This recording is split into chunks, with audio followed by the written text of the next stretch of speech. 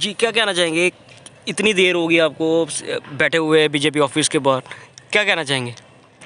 Sir हमने जो अपनी एक जेन्युइन डिमांड रखी थी इनके सामने कि जो हमारा एक इतना बड़ा मसला भी नहीं है, क्योंकि हमने सारे टेस्ट क्वालिफाई किए हैं। तो उसके बाद गवर्नमेंट को ये सोचना चाहिए था कि अगर ये बच्चे सिलेक्ट हुए हैं 4 सालों में, आप 6 सालों में आप एक भर्ती दे रहे हो हमें, तो उसमें भी आप हमें 1100-1300 पोस्टें दे रहे हो। सर 6 सालों में 1300 पोस्टें मायने थोड़ी रखती हैं सर। हर एक टाइम में चीज़ का टाइम पीरियड होता है सर, लेकिन उसमें भी हमें 1300 पोस्टें दी गई और उसमें हमारी उम्र जो बिल्कुल ख़त्म हो गई थी सर। तो उसी के रिलेटेड जो हम उसको मद्देनज़र रखते हुए डॉक्टर साहब ने हमें एक प्रॉमिस दिया था कि आपकी 2000 वैकेंसी इंक्रीज़ कर दी जाएगी। तो हमने उसी को अडॉप्ट किया कि ठीक है 2000 वैकेंसी आ जाएगी, हमारा 3300 लड़का जो सिलेक्ट हुआ है तो उसमें हम एडजस्ट हो जाएंगे। हमने सोच लिया था कि हम अब भर्ती हो गए हैं, हमने सारे स्टैंडर्ड क्वालिफाई कर लिए हैं। लेकिन जब वो रिज़ल्ट आता है हमारा, तो हमें ऐसे एक सदमा सा लगता है कि वो वही 1356, वो 2000 वैकेंसी हमारी कहाँ गई। फिर हमने उसी को हम लेके उनके सामने आए हैं कि सर प्लीज़ हमें वो बताइए, वो हमारी 2000 वैकेंसी आप हमें कब दे रहे हो, जो है वो तो दो हमें। एटलीस्ट इनके पास वैकेंसी पड़ी हुई है, लेकिन हमें अब 40 दिन हो गए। हमने सोचा था कि 2-4 दिनों में हमारा मसला हल हो जाएगा, तो हम अपना आराम से घर जाएंगे और ट्रेनिंग के लिए तैयारी करेंगे। लेकिन अभी हमें सर लगभग 40 दिन यहाँ पे हो गया इनके सामने बैठे हुए। तो हम इनसे बार बार यही गुजारिश कर रहे हैं सर कि हमें अपना जो हमारा हक है वो हमें दिया जाए। तो उसी रात को ठंड थी, बारिश का मौसम बना हुआ था, तो आज उससे ज़्यादा ठंड से ज़्यादा तो आज धूप पड़ गई। तो हमारा एक भाई था वो आज बीमार हो गया है, चक्कर और वॉमिटिंग वगैरह हो रही है उसको। तो उसको आप भी हॉस्पिटल में ले गए हैं जो हमने। भारतीय जनता पार्टी के स्टेट प्रेसिडेंट है, उनसे अब आपने बात करने की कोशिश की? हमने उनसे बात की थी, उन्होंने भी हमसे बात की थी कि आपका मसला हल किया जाएगा, ऐसे होगा, दिल्ली में हम वो कर देंगे, एप्लीकेशनें भेजी हैं ये। सर अब हमें कोई बात नहीं सुननी किसी की। अभी हमें सिर्फ अपनी PDF फाइल चाहिए जी। जो नेट में डाउनलोड हम उसे कर सकें और अपना अपना नंबर उसमें दे सकें। 1556 क्लियर पूरा हमें चाहिए। जब वो हमारी PDF आएगी तो बस हमारी इतनी गुजारिश है, हमारा भाई ठीक हो जाए, ठीक होकर हमारे बीच आ जाए तो हमें थोड़ी और खुशी होगी। उसी वजह से हम अभी दुख हम अपना बता ही नहीं सकते कि हमें अपने भाई का कितना दुख हो रहा है, क्योंकि हम एक फैमिली से बन गए हैं। हमें जी। फैमिली मेम्बर में किसी को भी कुछ हो जाता है ना, तो हमें सर अंदर ऐसे आग लगती है ना, वैसा हमें फील होता है सर। ठीक।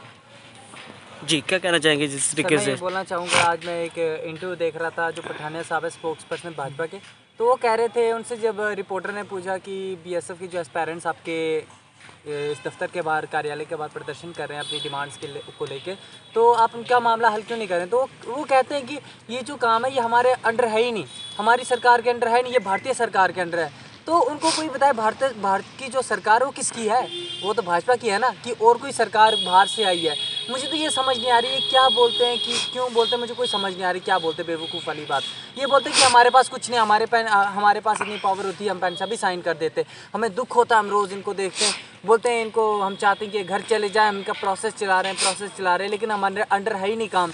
तो मैं सिर्फ एक ही बात बोलना चाहता हूँ कि अगर अभी भी प्राइम मिनिस्टर, इनका गवर्नर, इनका MLAs, इनके हर एक जितने भी छोटे से छोटे लेके ये लीडर्स होते हैं ना, सारे भाजपा के हैं, फिर भी ये बोलते हैं कि हमारे पास कोई काम नहीं है, हम ये काम नहीं कर सकते। तो मुझे बहुत डिसअपॉइंटमेंट होती है। हम जितने बच्चे यहाँ पे बैठे हैं, आज हमारा एक भाई बीमार हो गया, काफ़ी हालत गंभीर है उसकी, काफ़ी क्रिटिकल हेल्थ है उसकी, तो वो हॉस्पिटलाइज्ड हो गया है बख्शीनगर हॉस्पिटल में।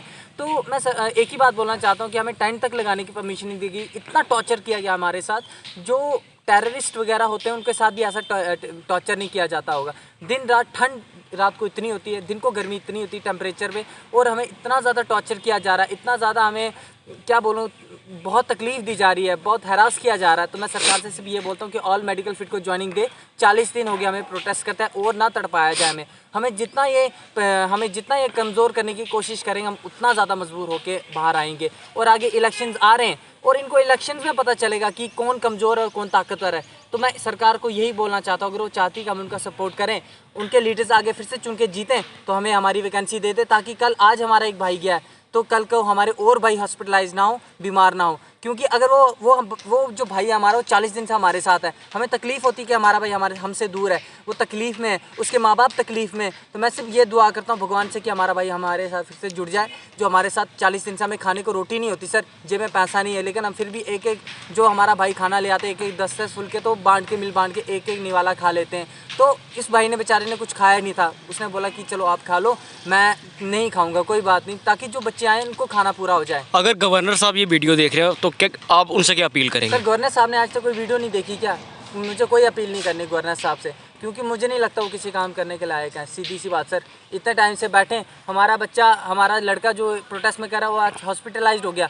गवर्नर साहब को कोई सुध बुध नहीं है, पता नहीं कहाँ टेम्पल्स में जाते हैं, गुरुद्वारास में जाते हैं, पीस के लिए शांत वो मानने, ये प्रेयर करने जाते हैं, वो करने जाते हैं, लेकिन उनको बच्चों की कोई सुध बुध नहीं है। ये झूठे ड्रामे करते हैं सर, सिर्फ कि हम यहाँ गए, हम वहाँ गए, प्रेयर करने गए कि सबको शांति मिले, पीस जो है ज़्यादा फैले। तो उनको ये पता नहीं कि उनके दफ्तर के बाहर हम एक बार आए थे, उनको कोई पता नहीं, हमसे एक बार भी उन्होंने मीटिंग नहीं की। तो मुझे गवर्नर साहब से कोई डिमांड नहीं है, वो कोई काम नहीं कर सकते जहाँ तक मुझे लगता है। मुझे बस भाजपा सरकार से उम्मीद है वो हमारा काम करे, बस हम उठ के चले जाएंगे।